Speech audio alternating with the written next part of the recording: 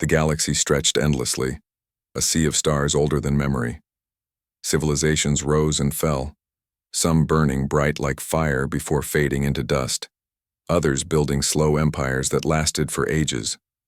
Among these powers stood the Zayari, a race that prided itself on order, tradition, and long years of knowledge. They looked at the younger worlds with caution, never allowing emotion to cloud their judgment. To them, Earth was just another primitive planet that had finally raised its voice to the stars. It was expected to follow the same path all young races did, be studied, guided, and eventually folded into the strict rules of the galactic order. The envoy chosen for this task was unlike any other. She was tall, graceful, and carried the quiet strength of her people in every movement. Her duty was not to show kindness nor cruelty. It was to observe and to ensure humanity understood their place. When her ship descended through the thin blue skies of Earth, she expected awe. She expected to see fear in the eyes of those who had never seen a being from beyond their small world. But when the ramp lowered and she stepped onto the soil of the human outpost, she was met with something strange. The humans stared, yes, but not as prey watching a predator. Their eyes shone with something she did not understand. They whispered, laughed quietly among themselves, and one of them even raised a hand in greeting as though she were no more than a traveler arriving from across the sea. It unsettled her in a way she could not admit. She walked forward, her long cloak moving like shadow behind her, and spoke in a voice calm and commanding. Her words were translated through the devices carried by the humans. She spoke of order, of the council that ruled the stars, and of the future that awaited Earth if it accepted guidance. The humans listened, but their faces showed little sign of submission. Among them stood a soldier, not the tallest, not the most decorated, but impossible to ignore. His stance was firm, his eyes steady, and when she spoke of duty and obedience, he tilted his head slightly as though her words amused him. When she turned her gaze on him, he did not flinch. Instead, he smiled faintly, a gesture she found strangely disarming. The envoy told herself it was nothing. A human soldier was of no importance. Yet when the gathering ended and she returned to her quarters, it was his face she remembered most. The others had asked questions, some showing curiosity, others frustration. But he had done something rare. He had looked at her as though she were not a superior, not an alien, but simply another being standing in front of him. The days passed, and she observed more of humanity. They were restless creatures, full of energy that seemed to have no end. They worked, argued, laughed, and sang even when the situation seemed uncertain. Their technology was rough compared to the wonders of the Council, their ships slow, their weapons simple. Yet there was something in the way they used what little they had. Ingenuity mixed with stubbornness, a refusal to surrender to limitation. She remembered a time when her own people had been like that.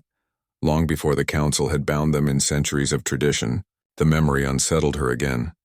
It was not her place to compare. She was there to guide, not to question. Still, she found her attention drifting back to the soldier. He seemed to appear often at the edges of her vision, whether by chance or by some quiet intent. He guarded the halls during her visits, stood watch when she gave her reports, and more than once she caught him watching her in return. Not with hostility, but with that same steady, unreadable gaze. It made her curious, and curiosity was dangerous for an envoy. One evening she lingered near the human settlement longer than usual. She listened as they shared stories around a fire, their laughter rising into the night sky. They told tales of battles, of survival, of foolish mistakes turned into victories. None of it was orderly, none of it was proper, yet she felt drawn to the raw spirit behind their words. Then she noticed him again, the soldier, sitting among them with ease. He laughed the loudest, but when his eyes found hers across the gathering, his smile softened. For the first time in her long years of service, the envoy felt something slip. A line, faint but real, had been crossed inside her. She told herself it was only observation, nothing more. But deep within, she knew this was the beginning of something far more dangerous than any order could prepare her for. Humanity was not what she expected, and one soldier in particular was threatening to change everything she believed. The envoy watched humanity closely in the days that followed. Her mission demanded careful reports to the council, but her own eyes began to see more than statistics or behaviors. She observed how humans treated one another, how they argued fiercely one moment and shared food the next, how they built friendships even across differences. It confused her. Her own people were bound by strict rules, traditions that demanded silence where humans spoke, restraint where humans shouted, and distance where humans reached out. The soldier remained the center of her confusion. He was not a leader of his people, not the most powerful or the most learned. Yet when he spoke, those around him listened. His words carried an ease that disarmed others, a tone that made even heavy subjects feel lighter. When she walked into a room, the others often stood straight and quieted, but he never changed. He looked at her as though she were no different from anyone else, no matter how strange her appearance might seem to him. She told herself to ignore it, but her thoughts returned to him again and again. On one occasion, she watched him speak with a group of young cadets. They asked him what he thought of the envoy, what he thought of the aliens who claimed to rule the stars. He did not answer with hatred or fear. He simply said, "They've seen a lot, but they don't know us yet. We're not so easy to understand." The envoy, listening unseen, felt those words cut deeper than she expected. He was right. She had studied humans for weeks and still could not say she truly understood them. The council had always claimed that young races were predictable. They either bent under the weight of power, or they rebelled and were crushed until they learned their place. Yet humanity did not bend, and they did not break. They laughed in the face of threats, argued with patience one moment and fierce anger the next. They carried wounds in their history, yet treated them not as shame but as proof of survival. The envoy began to ask questions she should not have asked. She asked about their wars, expecting to hear of shame or regret. Instead, the humans spoke, of lessons, of sacrifices, of victories won against all odds. She asked about their suffering, and they answered with stories of endurance. She asked about their hopes, and they spoke with a brightness that startled her, a belief that tomorrow could be better even if today was harsh. The soldier, especially, seemed to live by that belief. One night, she found herself walking near the outer walls of the base. The sky above Earth glittered with stars, familiar to her yet strange when seen from this small world. She found the soldier there, sitting on a crate, gazing upward. He looked at her without surprise, as though he had known she would come. "Do you miss your home?" he asked, his voice steady. She almost did not answer, for envoys were not meant to share such things. Yet something about his question felt different, not official, not demanding. It was simple, honest. She admitted after a pause that she missed the great cities of her world, the halls of crystal where silence ruled. But she also admitted that Earth was alive in a way her home no longer felt. The soldier nodded, as if he understood more than her words said. He spoke then of his own world, not as a soldier, but as a man. He spoke of oceans and mountains, of crowded cities full of noise, of people who argued even as they loved one another. He said that sometimes humans felt lost, but they always found reasons to continue. She listened, and for once, she forgot to measure his words against duty. She simply heard them, and they stayed with her long after she left. The envoy knew she was crossing a dangerous line. She was no longer only observing. She was learning, changing, and perhaps even admiring. Her reports to the council remained, official and cold, filled with descriptions of human behavior and potential risks. But her private thoughts grew warmer, filled with images of laughter around fires, of stubborn eyes that refused to lower, and of a soldier who spoke as though no power in the galaxy could silence him. Every day her curiosity grew stronger. She noticed details she would have once dismissed. The way humans placed a hand on a friend's shoulder when words failed, the way they shared food even with strangers, the way they found humor in things she would have called failures. They lived as though every moment mattered, as though every second carried a spark worth protecting. And still the soldier remained at the center of it all. He did not seek her out, yet their paths crossed too often for it to be only chance. Sometimes, It was a word exchanged in passing, sometimes only a look, but each time she felt something stir within her, a pull that no training had prepared her for. The envoy told herself that she was strong, that her duty remained unchanged. But when she closed her eyes at night, it was his voice she remembered, his gaze she saw, and his words she carried. She had come to Earth to measure humanity. Instead, she began to wonder if humanity was measuring her, changing her, and showing her a truth she had never dared to believe, that perhaps order was not the highest strength in the galaxy. Perhaps it was something far more fragile and far more powerful. The envoy's mission had always been clear.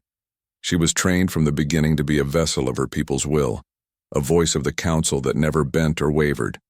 Her duty was to observe, to deliver terms, and to prepare young civilizations for the strict rules of the galactic order. Feelings had no place in that mission. Curiosity was acceptable only as long as it served the work. Anything more was weakness. She repeated this truth to herself every morning, and yet every evening she felt the weight of doubt pressing harder. Humanity was not fitting into the pattern she had been taught to expect. They were not orderly. They did not follow one another, like soldiers in a line. They were messy, disorganized, and often chaotic. But there was strength in their chaos, a strength that unsettled her because she could not easily define it. She found herself watching the soldier more closely than she should. He was ordinary by human standards, not a commander or a politician, yet his presence felt heavy. When he entered a room, people noticed. When he spoke, they listened. Not because he demanded it, but because his words carried a strange kind of honesty that made people lean in. Even she, who should have been immune to such influence, felt herself listening too closely. One day she confronted him directly. She had been watching the humans test their machines, small aircraft buzzing across the sky like insects, weapons that spat fire and shook the ground. She thought them primitive compared to the arsenal of the Council, but she also saw how humans treated their machines not just as tools, but as extensions of themselves. When the soldier stood nearby, she asked him why humans worked so hard to perfect such fragile creations. "Because they're ours," he answered simply. "They break. We fix them. They fail. We build better ones. That's what we do." She told him that the Council had machines far greater, creations that never failed and never needed such constant attention. He only shrugged and smiled. "Maybe. But if it never breaks, how do you learn to make it stronger? If it never fails, how do you know how far you can push it?" The envoy did not answer. His words seemed simple, but they cut deep into her thoughts. Her people had stopped failing long ago. Their machines worked without flaw, their cities ran without error, and their lives flowed without change. It was supposed to be perfection, but perfection suddenly felt lifeless compared to the fire she saw in humanity's constant struggle. The more she thought about it, the more restless she became. She began questioning her orders, something she had never done before. When she wrote her reports, she softened the Council's language, leaving out details that made humans look too dangerous or too ungovernable. She told herself it was only strategy, to give humanity time. But in truth, she was protecting them. One evening, she walked the human base and overheard a heated argument. A group of humans were debating her presence. Some distrusted her, calling her a spy or a threat. Others believed she had come to help. The soldier was among them, standing calm while others shouted. He did not defend her blindly, nor did he insult her. Instead, he said, "She's not like us, and we're not like her, but that doesn't mean we can't learn from each other." Those words silenced the argument more effectively than shouting ever could. The envoy stepped away before anyone noticed her, her chest tight with something she could not name. She was trained to stand apart, to remain untouchable, yet here was a human soldier speaking as though she belonged among them. The next day she tried to distance herself. She kept her tone colder during meetings, her eyes sharper, her words precise. But the soldier did not change. He still looked at her the same way, steady, unflinching, as though her distance meant nothing. And that steadiness, that refusal to treat her as untouchable, made the wall she tried to build feel fragile. She remembered a night when they had spoken under the stars. He had asked if she missed her home, and she had admitted more than she should. That memory burned in her mind. Diplomacy demanded distance, but distance was slipping away. Every step she took seemed to bring her closer to a line she knew she could not cross. It happened again when they walked the outer fields together during a patrol. She asked why humans always joked, even during serious times. He laughed softly at the question, because if you stop laughing, fear wins, and we don't like fear winning. She had no answer to that either. For her people, fear had long been buried under control. But humans still lived with it every day, and yet they carried it with laughter, as if daring the universe to try again. She found herself staring at him too long, her thoughts louder than her training. That night, alone in her quarters, the envoy admitted a dangerous truth to herself. She was no longer simply observing. She was no longer only curious. She was changing. The human soldier was not just a distraction. He was the reason she questioned everything she had once believed. Her mission was clear, but her heart was not. And deep inside, she knew she was walking a path that could end in ruin. Yet she could not stop. Humanity had pulled her into its storm, and she was beginning to wonder if she wanted to escape at all. The envoy had promised herself that she would never slip. Her training was strict, her discipline unshakable. But Earth was proving harder to resist than she imagined. Nights on the human outpost were filled with noise and warmth, fires crackling, laughter echoing, voices rising and falling like music. She watched it all from a distance, telling herself she was only observing. Yet each night, she found herself lingering longer, as though the sound of human joy was pulling her closer. One evening, she walked past the camp and saw the humans gathered once again. They sat in circles, sharing food and stories, their faces lit by firelight. The air carried the scent of smoke and cooked meat, and their laughter reached into the sky. She should have returned to her quarters, but her feet betrayed her.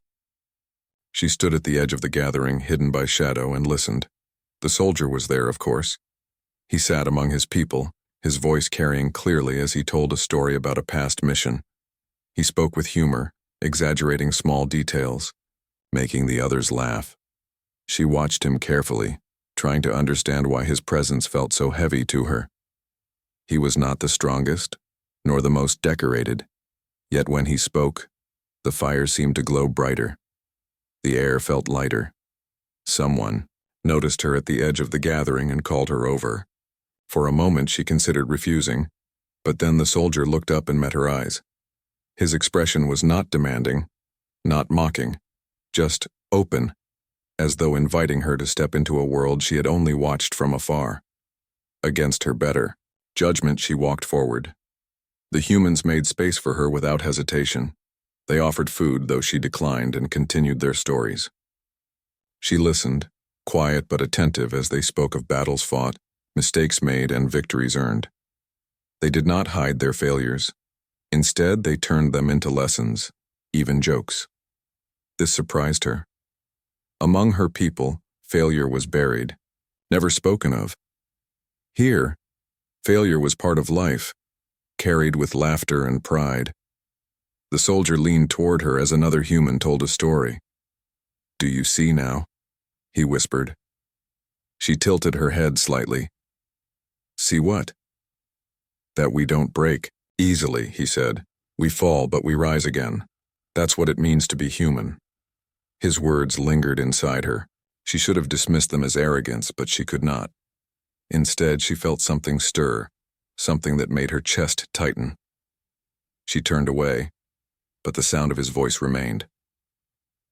Later that night, when the others began to drift away, she found herself still seated near the fire.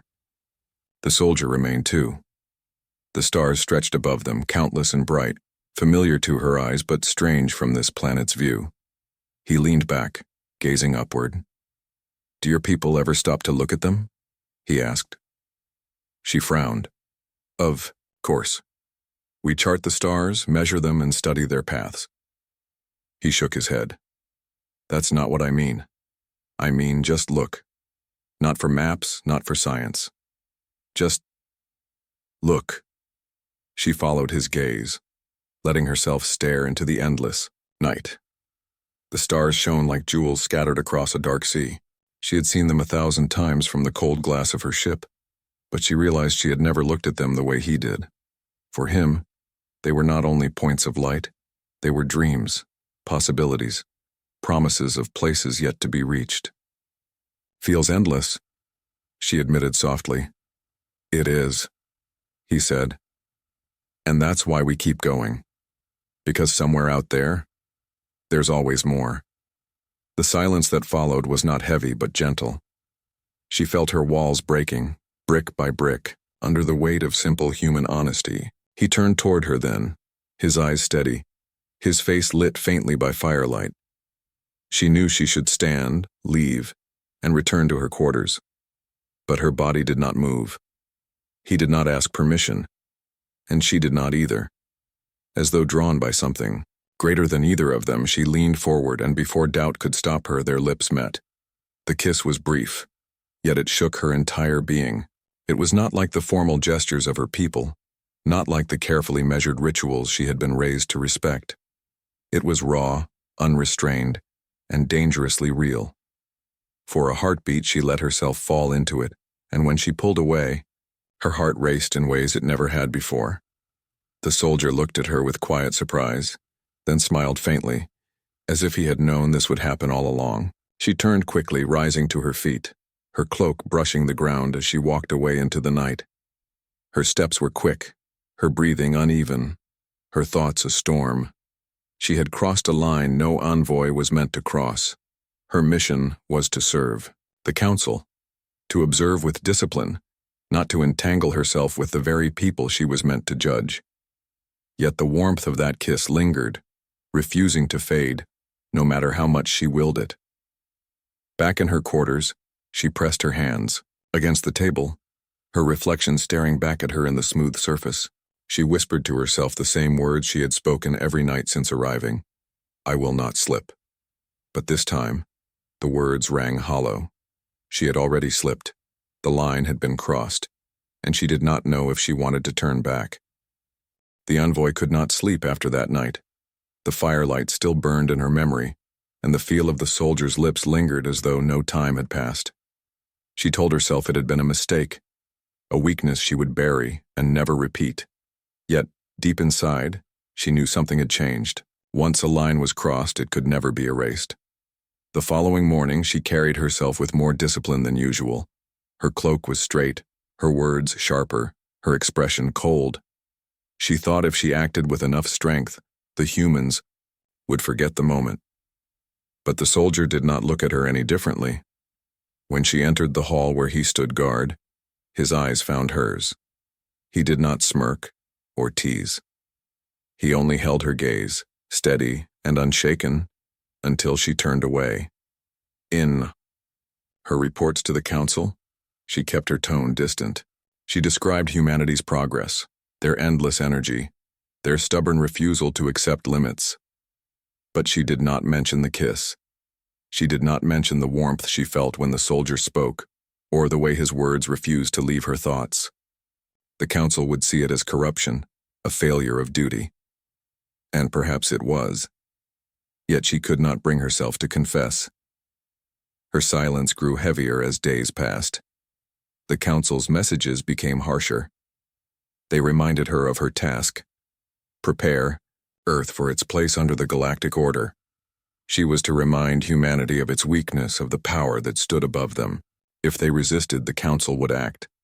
She read the warnings and felt her chest tighten. She had expected humans to bend, but now she knew they would not. To demand obedience from them was like demanding the sea to stop moving. She thought of the soldier's words, how he had spoken of failure as a lesson, of laughter as defiance, of hope as strength. For her people, strength came from control. For his, strength came from chaos. She began to wonder which was truly greater. The soldier seemed to sense her unrest. One afternoon, when they crossed paths in the courtyard, he walked beside her without speaking at first. Finally, he asked, "Why do you look at us like we're about to break?" She hesitated before answering. "Because you are fragile. Your lives are short. Your machines are small.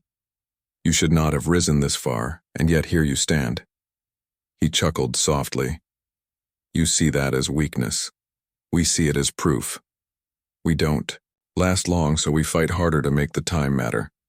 That's why we surprise people like you." His words struck her again, deep and sharp. Fragility as strength? It was an idea her people would never accept. But perhaps that was why humanity unsettled the council so much. Fragility gave them a reason to fight harder than anyone expected.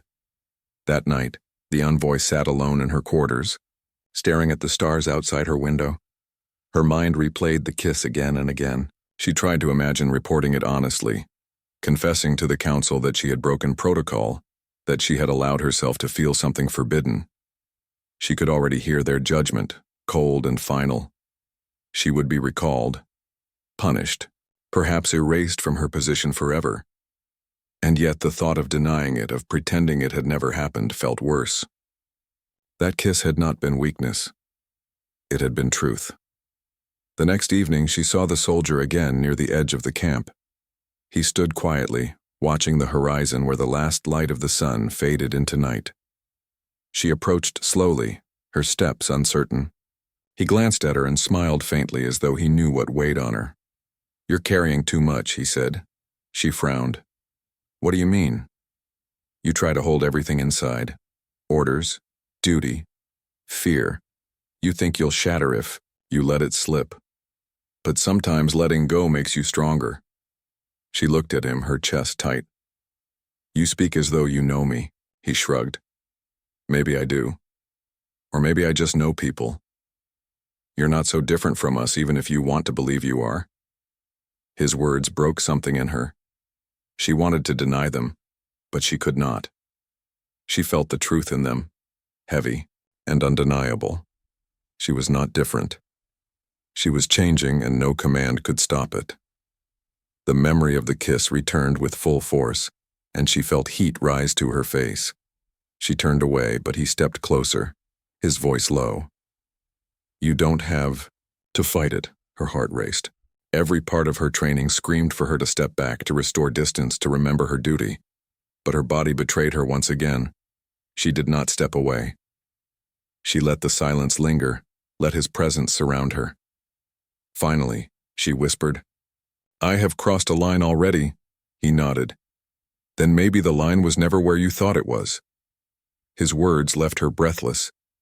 She did not kiss him again that night, but the distance between them had vanished. The truth hung heavy, in the air, unspoken but real. When she returned to her quarters, she knew there was no turning back. She could continue to lie to the council, but she could not lie to herself anymore. The kiss had changed everything. It had shown her what humanity truly was, fragile but fierce, reckless but alive. And though she feared what was to come, a part of her no longer cared about the council's judgment. For the first time in her life, she felt free. The tension between Earth and the Galactic Council grew heavier with each passing day. Reports from orbit spoke of fleets gathering, ships larger than anything humanity had built. The Council demanded obedience, threatening consequences if Earth refused. The envoy knew their patience was thinning, and she felt the noose tightening around her mission. Her role was supposed to be simple, convince the humans to bend before the fleets arrived. But she had seen enough to know they would never bow. They would fight even if it meant destruction. She tried to argue with her superiors in her reports, urging patience, urging understanding, but the responses were always the same. Order must be kept. Humanity must obey. Each time she read those words, her chest tightened. She thought of the soldier, of his laughter in the face of fear, of his voice telling her fragility could be strength. She thought of the firelight and the kiss that had shaken her entire being. And she realized she could not be the one to break them. When the soldier found her one evening, she looked worn, her face pale with conflict. He asked her what troubled her, and though she hesitated, she finally told him the truth. She told him of the fleet's gathering, of the council's anger, of the demands for obedience. She expected him to react with fear, but instead he only leaned back, folded his arms, and gave a faint smile. "So they're coming," he said. Yes, she admitted. If you do not submit, they will bring war. And you? He asked, softly. Where do you stand in all this? The question pierced her. She was supposed to stand with the council. She was their envoy, their voice, their eyes. But when she tried to say the words, her voice failed. For the first time in her life, she could not claim loyalty with certainty. I do not know, she whispered. He nodded, as though he had expected that answer. Then maybe it's time to decide. The next day, a message came directly from the council. They demanded she prepare a final statement for Earth's leaders. It was to be a warning: surrender and accept the council's rule, or be crushed. She sat before the console for hours, staring at the words, her hands frozen above the controls. To send them would mean betraying everything she had seen in humanity. To refuse would mean betraying her people. The soldier entered then, finding her lost in thought. He asked her what she feared. She confessed it all: the duty, the orders, the impossible choice. He listened without judgment, then simply said, "You already know your choice. You're just afraid to admit it." She looked at him, her heart pounding. "If I choose against them, I lose everything I am." "Or," he replied, "you find out who you really are." His words struck her harder than any command ever had. She realized she could not stand aside any longer. She had already crossed one line with him, but this was larger. This was not about a kiss or even about her own heart. It was about humanity's right to be free. When the time came to deliver her statement, she spoke not as the council's envoy, but as herself. Before the gathered humans, she told the truth. She warned them of the fleets waiting above, but she also declared that Earth had the right to stand as it wished. She said humanity was not weak, that their strength lay not in obedience but in their will to fight, to laugh, to endure. Her words spread quickly, carried by human voices and signals across the planet. The council heard them too, and their response was furious. They called her a traitor, a betrayer of her people. They ordered her immediate return, but she did not leave. She stood with the humans, knowing there was no turning back. The soldier found her after the declaration, standing quietly beneath the night sky. He did not speak at first, only looked at her with the same steady gaze that had unsettled her from the beginning. Finally, he said, "You've chosen." "Yes," she whispered. "I have chosen." He stepped closer, his voice low. "Then you're one of us now." For a long moment, they stood in silence, the weight of the galaxy pressing down on them. Above, the stars glittered, and somewhere beyond those stars, the fleets of the council prepared for war. She knew the path ahead would be dangerous, perhaps impossible. But for the first time in her life, she felt certain of her place. She was no longer only an envoy of the council. She was something else now, an ally to humanity, a voice for their freedom, and perhaps even a part of their story. The kiss they had shared had been the first crack in her walls. Now, with her choice made, the walls had crumbled entirely. The galaxy would see her as a traitor, but when she looked into the soldier's eyes, she no longer cared.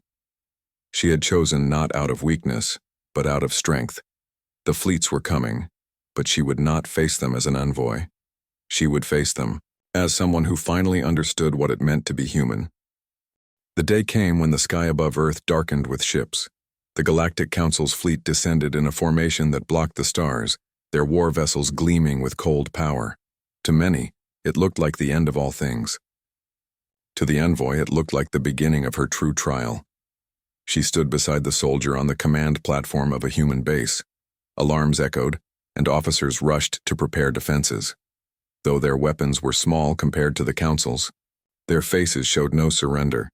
There was fear, yes, but also fire. "This is madness," she whispered. "You cannot win against them." The soldier turned to her, his voice steady. "Maybe not. But we will fight anyway. That's the difference. We don't measure worth by victory or defeat. We measure it by the choice to stand." His words shook her more than the sight of the fleet. For her people, survival was the only measure of strength. For humans, it was the courage to fight even when defeat seemed certain. She realized then why the council feared them so much. The council's message came soon after. It echoed across every channel: surrender or be destroyed. The envoy was called out by name, branded a traitor to her kind. They gave her one last chance to step aside, to return to her people and live. She could have gone. She could have walked away and spared herself the pain to come. But when she looked at the humans preparing for war, when she met the soldiers' eyes, she knew she could not. She turned to the communication feed and answered with a voice that did not tremble. No, I will not return, and Earth will not kneel. The silence that followed was heavier than any storm. Then the fleet above began to move. The first strikes rained down, blinding flashes across the horizon. Human defenses roared back, missiles and energy bursts clawing at the sky. The envoy watched as ships burned in the atmosphere, both human and council. The world shook with the violence of it. Yet through the chaos, humanity refused to break. Cities joined in defense, signals carried commands, and soldiers rushed to the front. Every loss only made them fight harder. Their fragility became fuel. For their fury, the envoy stayed at the soldiers' side, helping where she could. She gave advice on council tactics, guided human commanders on weak points in enemy formations, and offered codes she was never meant to reveal. Every secret she shared felt like another door closed behind her, cutting off the path back to her people. But she no longer cared about return. She cared about standing with those who fought for their freedom. The battle raged for hours, then stretched into days. Earth's surface burned, and the skies were scarred with falling wreckage. But something unexpected began to happen. The humans adapted faster than the council expected. They turned wrecked ships into traps, converted broken machines into weapons, and used chaos as their ally. The council had thought of humanity as reckless, but now recklessness became strategy. Where the council sought order, humans thrived in disorder. And slowly the balance began to shift. The envoy saw it with her own eyes. Council fleets hesitating, commanders unsure of how to crush enemies who refused to behave as predicted. It was not a clean victory, but it was resistance strong enough to shatter certainty. On the third night of the war, the soldier and the envoy stood together atop a ruined wall, watching fires burn in the distance. He was wounded, his arm wrapped in rough bandages, but his spirit remained unbroken. "They won't stop," she said quietly. "The council will bring more ships, more armies. This war has only begun." "Then we'll keep fighting," he replied, his gaze fixed on the horizon. "If they want to end us, they'll have to try forever. And maybe forever is longer than they can bear." She looked at him, at the stubborn fire in his eyes, and felt something stir inside her chest. A mix of fear, pride, and a strange peace. She had chosen her place, and though it was dangerous, it felt right. He noticed her silence and asked softly, "Do you regret it? Standing with us?" She shook her head. "No. I regret only that it took me so long to see what you are." He gave a faint smile, the kind that carried more weight than any speech. "Then maybe that's why you were sent here. Not to change us, but to see us." His words lingered long after the sounds of battle dimmed. She realized then that the kiss they had shared was not only the beginning of a personal bond, it had been the spark that ignited her transformation. Through that single moment of weakness, she had discovered strength greater than duty. When dawn finally broke, the sky was scarred with smoke, but Earth still stood. The Council's fleet had withdrawn for the moment, not destroyed but unsettled. Humanity had survived the first storm, and the envoy knew more would come. Yet she also knew that the galaxy had seen something new. A species too fragile to last, yet too fierce to fall. And she, once an envoy of control, had become their witness, their ally, and perhaps their bridge to a future the Council had never imagined. As the soldier stood beside her, weary but unyielding, She let herself smile for the first time in many years. Against all odds, against the might of empires, they had proven a truth that no fleet could erase. Humanity was worth standing for, and she would stand with them, no matter the cost.